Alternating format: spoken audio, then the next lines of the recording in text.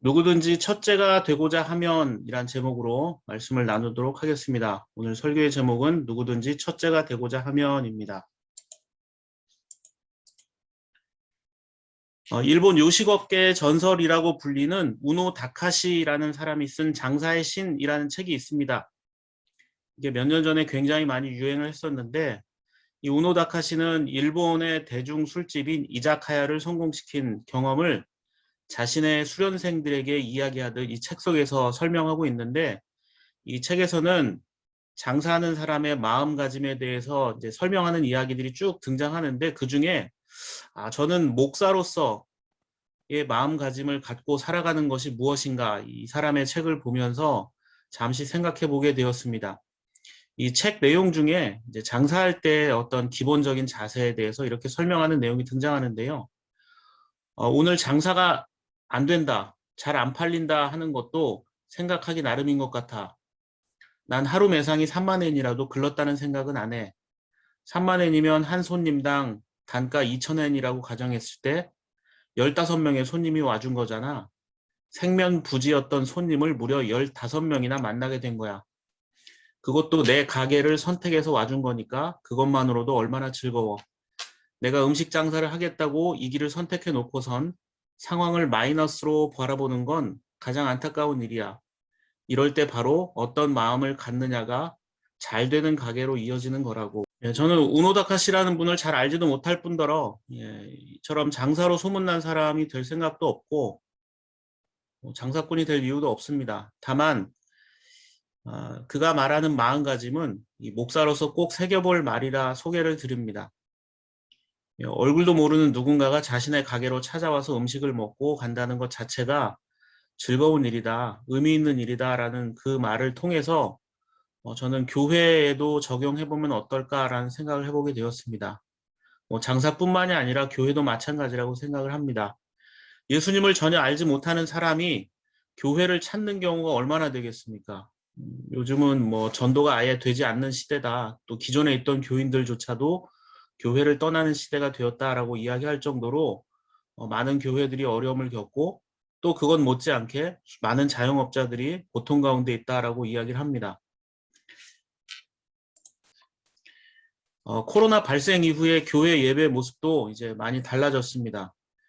작년 초에 온라인 예배가 처음 시작될 무렵에 기독교 관련 매체들은 온라인 교인 수평 이동에 관한 기사들을 쏟아냈습니다.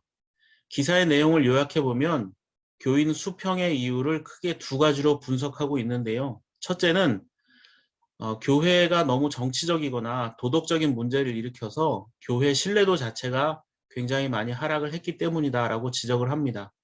그 교인들이 다른 교회로 갈 수밖에 없는 것이 교회의 어떤 신뢰도, 특히 그 중에 이제 목회자의 어떤 문제들 때문이다. 두 번째는 작은 교회가 이런 온라인의 어떤 예배 방식이라든가 이런 것들 하기에는 너무 여건이 미비하다, 갖추어지지 않았다라는 것으로 규모가 크지 않은 교회들이 이제 위기를 맞게 될 것이다라고 우려를 했습니다. 이미 그런 우려들은 현실이 되어 있는 상황입니다. 그런데 사실 교인 수평 이동에 관한 이야기는 이미 20년 훨씬 전부터 꾸준히 논란되었던 내용입니다. 교회를 옮겨 다니는 현상, 이미 오래전부터 있었기 때문인데 이렇게 이미 신앙생활을 하다가 이런저런 이유로 이 교회에서 저 교회로 옮기는 현상을 교인 수평 이동이라고 합니다.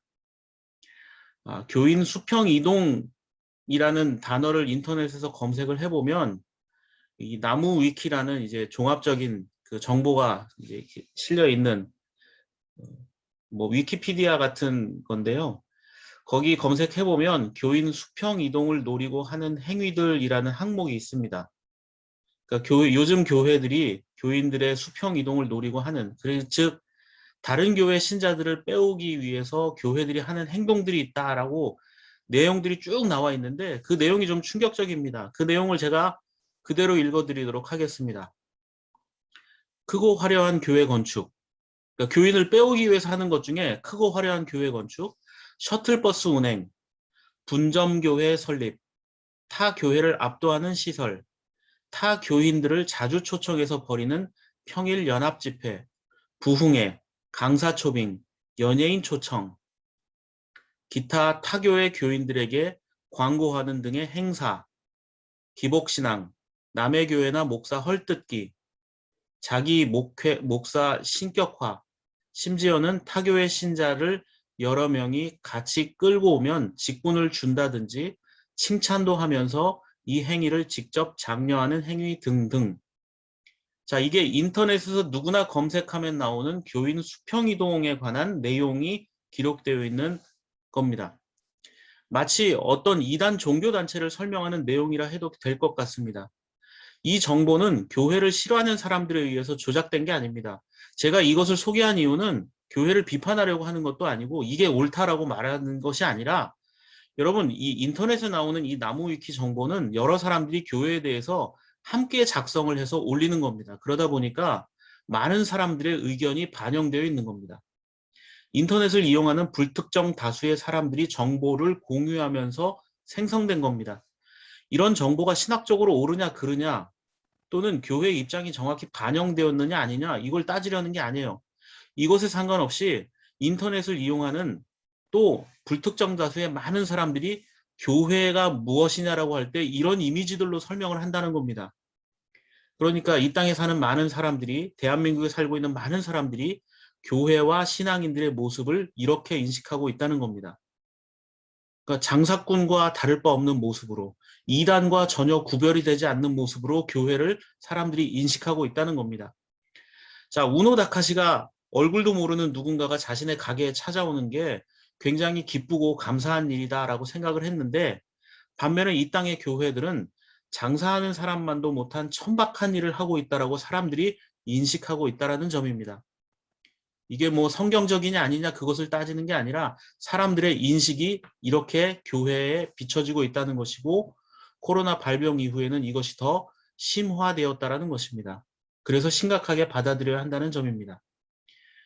오늘 두 번째 본문인 야고보서 4장 7절과 8절 말씀을 보면 이렇게 말하죠. 그러므로 하나님께 복종하고 악마를 물리치십시오. 그러면 악마는 달아날 것입니다. 이게 교회의 모습입니다. 하나님께로 가까이 가십시오. 그리하면 하나님께서 가까이 오실 것입니다. 죄인들이여 손을 깨끗이 하십시오. 두 마음을 품은 사람들이여 마음을 순결하게 하십시오. 이 성경 구절 내용을 가지고 문제 삼지 않을 겁니다. 다 마찬가지입니다. 야고보는 하나님께 복종하면 악마는 달아날 것이다. 이건 누구나 다 기도했던 내용이고 하나님만 믿으라고 이야기하는 건 어느 교회나 다 마찬가지입니다. 그런데 7절 말씀을 보면 복종하라 이렇게 나오고 있습니다. 여기서 복종이란 말은 항복한다, 제재를 받는다 이런 뜻입니다. 복종한다. 하나님의 통치나 지배 아래에 들어간다는 겁니다. 하나님의 지배 아래에 들어간다는 것은 소속이 바뀌어 버렸다는 것입니다. 하나님께 복종한다는 건 하나님께 소속되었다라는 뜻입니다. 그래서 더는 악마가 우리를 참견하지 못하게 하라는 말입니다. 딱 보면 상표가 붙어 있으면 아 이게 어디 상표구나 이렇게 알 수 있잖아요. 마찬가지로 우리 모습 가운데에도 하나님으로 향한 그 인침이 있어야 된다는 것, 도장받는 게 있어야 된다는 겁니다. 이게 뭘까요? 하나님께 복종한다는 것을 8절에서는 하나님께로 가까이 가십시오. 그러면 하나님께서 가까이 오실 것입니다. 이렇게 말합니다. 자, 여러분 생각해 보세요. 이 문장을 잘 생각해 보십시오. 하나님께로 가까이 갑니다. 이런 표현도 많이 쓰잖아요. 또 하나님께서 내게 오십니다. 이런 표현 많이 하지 않습니까? 근데 8절 말씀 보면 하나님께로 가까이 가십시오. 그러하면 하나님께서 가까이 오실 것입니다. 자, 우리는 하나님이 멀리 계시다고 착각할 때가 굉장히 많습니다. 하나님 나를 좀 찾아주십시오. 나를 도와주십시오라고 말합니다. 그런데 이 문장을 잘 보면요. 우리가 하나님께로 가까이 가면 하나님도 가까워진다라고 설명합니다. 결국 우리가 하나님으로부터 멀어지는 것은 우리가 멀어지는 것이지 하나님은 항상 그 자리에 계신 분이라는 사실을 우리가 망각하며 살아갈 때가 많습니다. 하나님은 항상 그대로 계신데 우리가 멀어졌다가 가까워졌다 한다는 그런 말일 수도 있습니다. 그렇다면 하나님과 가까워지는 방법이 무엇일까요?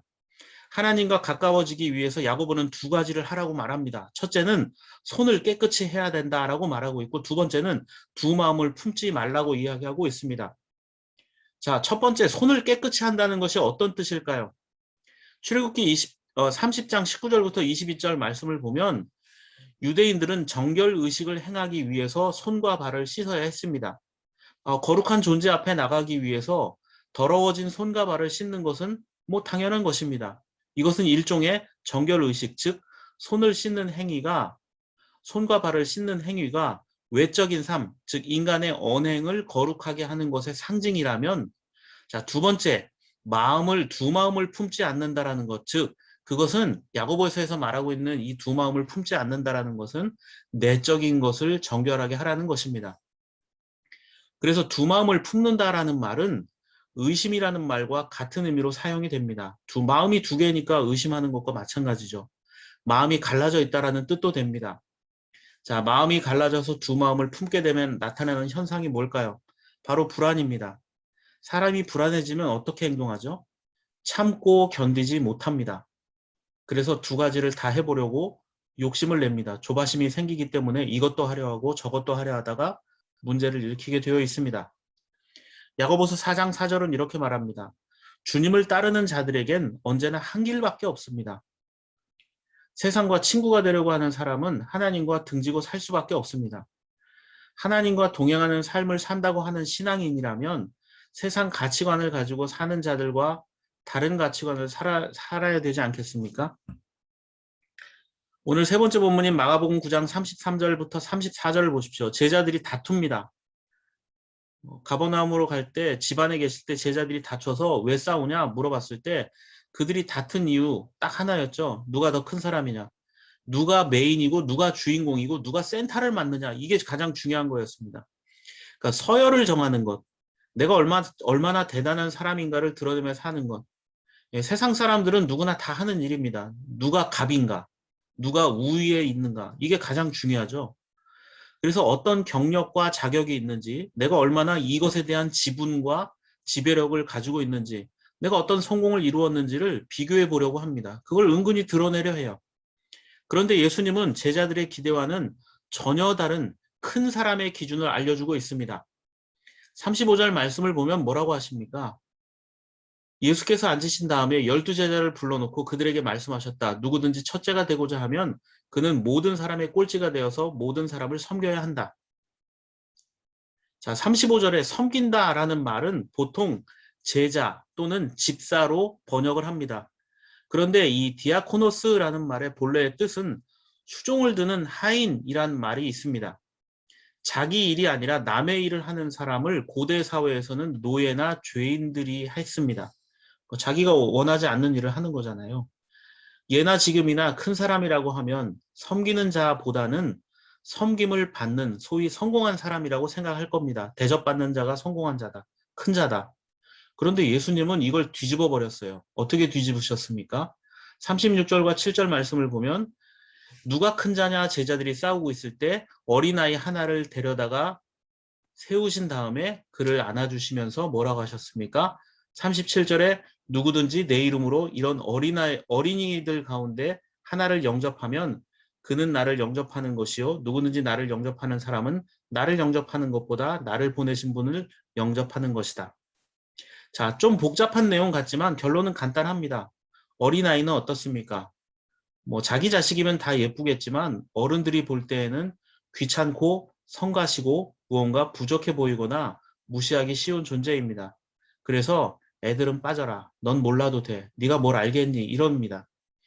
꼭 어린아이가 아니라도 우리는 주변에서 이렇게 무시하고 싶은 존재 또는 내가 이런 무시를 당할 때도 있습니다. 특히나 나와는 얼굴을 한 번도 본 적 없는 처음 본 사람을 무시하기 쉽습니다. 제가 카페에서 이제 만 3년 동안 일을 하면서 깨닫게 된 가장 큰 교훈은 모르는 사람을 참 많이 만나게 된다는 겁니다. 어디서 어떻게 알고 오는지 모를 정도로 저희 가게에 찾아오는 사람들을 보고 있으면 야, 이거 하나님이 보내시는 것이다 라고 표현할 수밖에 없습니다. 뭐 소문 났다, 우리가 잘했다 이런 말은 할 수가 없습니다. 그냥 하나님께서 이 사람들을 통해서 무언가 우리가 하실 일들, 내가 해야 할 일들에 대해서 설명하시는구나. 그러면서 저는 그 사람들이 나중에 코로나 끝나고 우리 예배할 때 이 왔던 손님 중에 정말 한두 명이라도 우리 교회에 와서 예배를 같이 하는 사람이면 참 좋겠다 이런 생각을 하고 있습니다. 하지만 서두르지 않고 늘 주님께서 보내는 사람이라는 초심을 잃지 않고 주님께서 회복시켜 주실 그 어떤 것들에 대해서 기대를 하고 있습니다. 정확히 저도 잘 모르겠습니다. 우리가 늘 모토로 삼고 있지만 구체적으로 그게 뭔지 모르는 게 있잖아요. 하나님 느리지만 바른 방향으로 가야 한다. 뭐 많은 교회들처럼 뭐 예배당이 커져서 부흥하고 하는 것보다는 하나님 원하시는 대로 우리가 가야 한다. 우리는 늘 그렇게 이야기하고 기도하고 있지 않습니까? 느리지만 하나님 뜻대로 사는 것. 예, 그게 어쩌면 우리 교회의 모습뿐만이 아니라 이 땅을 사는 많은 그리스도인들의 소망이 되어야 하고 삶의 기준이 되어야 하지 않을까라는 생각을 해보게 됩니다. 추석 연휴가 시작되었는데요. 저는 주님께서 말씀하신 누구든지 첫째가 되고자 하면 그는 모든 사람의 꼴찌가 되어서 모든 사람을 섬겨야 한다라는 이 예수님의 말씀을 좀 잘 새길 필요가 있다고 생각합니다. 누구든지 첫째가 되고 싶습니다. 그런데 모든 사람의 꼴찌가 되어서 모든 사람을 섬겨야 한다. 이 말도 그렇군요. 겸손해지라는 말씀이군요. 라고 이해하기 쉽습니다. 하지만 꼴찌가 되어서 남을 섬기는 것은 어려운 일입니다. 내 마음에 들지 않는 사람을 섬겨야 한다. 나랑은 상관없는 사람에게 내가 도움을 주어야 한다. 이런 것들을 받아들이고 용납하기 쉽지 않습니다. 친절을 베푸는 게 생각보다 쉽지 않습니다. 손님 중에도 마음에 드는 손님이 있고 그렇지 않은 손님이 있습니다. 마음에 드는 손님을 보면 좀 더 서비스 떡 하나라도 더 드리고 싶지만 그렇지 않은 사람을 보면 작은 것 하나도 베풀기 싫어하는 게 인간의 마음입니다. 그건 저도 마찬가지입니다. 장사를 하니까 그런 마음이 더 많이 들었다 사라졌다 합니다. 그러면서 늘 반성합니다. 왜 예수님은 모든 사람을 품으라고 하셨는데 그러지 못할까? 여전히 나는 거룩함이 없구나라는 사실을 깨닫게 될 뿐입니다. 누구든지 첫째가 되고자 한다면 이것은 세상에서 성공하라는 이야기가 아닙니다.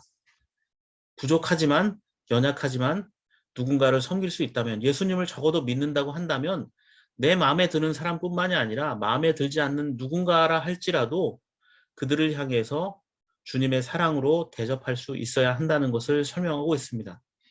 저는 들풀교회 교우들과 우리 교회가 그렇게 주님의 말씀을 삶 속에서 또 이 추석 연휴 기간 동안 행하며 살아가는 그런 교우들과 교회가 될 수 있기를 바랍니다. 기도하겠습니다.